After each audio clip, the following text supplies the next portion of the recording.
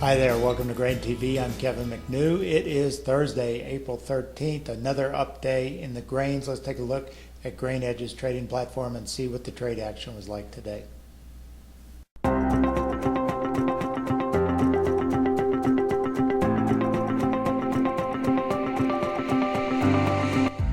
Wednesday night saw soybeans continue their rally, pushing it up 10 cents.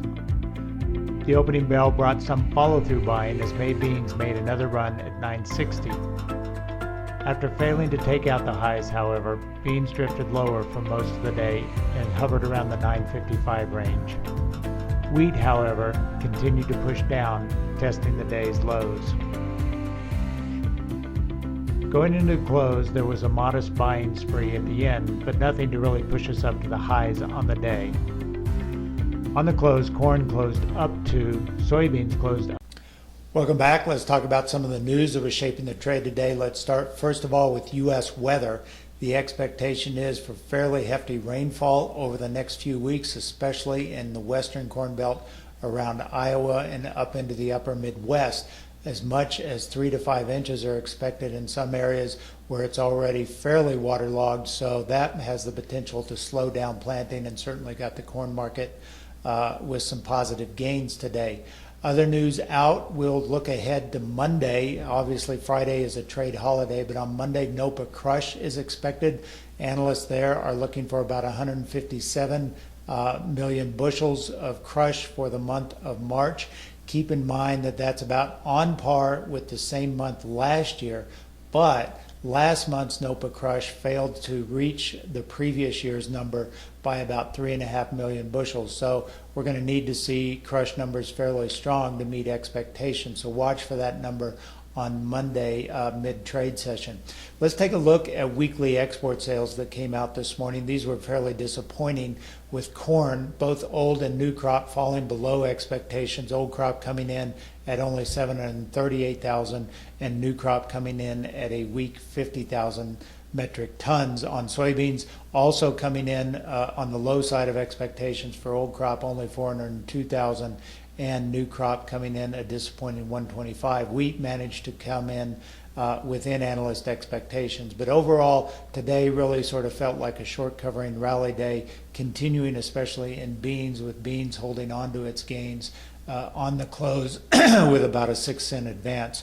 Let's talk about the export situation with soybeans. We mentioned this last week, but I want to focus in on it again because the numbers continue to show very high amount of sales that have yet to be sold or yet to be shipped for soybeans. So when we look at the total commitments that we've booked so far this marketing year for soybeans and look at what's left to be shipped, it accounts for about 14% of total sales. So that is volume, if you will, that stands at risk to be canceled if the situation arises. When we look historically at these numbers, these percentages at this time of year, what we see in the last 4 years, numbers that are substantially less, in the 6 to 7% range.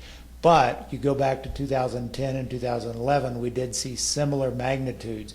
Now, the numbers to the right of that, the export forecast change, shows how much did we actually increase our exports in retrospect to what USDA had projected for exports in the rest of the marketing year. You can see last year, 2015, we had low commitments or low shipments relative to commitments, and we had a big ramp up in exports, and that was simply because South America's crop was not as projected. When we look at these years in 2010 and in 2011, and you look at what happens to South American production after that March-April time period, what you see in the year of 2011, when we had 13.3% of unshipped exports, we see an 87 million bushel increase in exports after the fact, but that was because South America had a very short crop compared to expectations, coming in 8.5 million metric tons less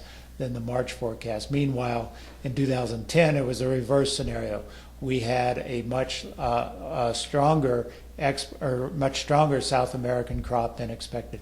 This year, in 2016, we've already ramped up the March to April forecast by 3.5 million metric tons. So that doesn't shape up well for us keeping these exports that have been unshipped. That 14% number, in my opinion, stands at risk. And obviously, there's still a lot of marketing year left, but the expectation is we will see those South American crop numbers increase probably going forward, even from the latest move up in USDA, and will likely cause some cancellations down the road, which could cause us to see our export numbers even slip a little bit.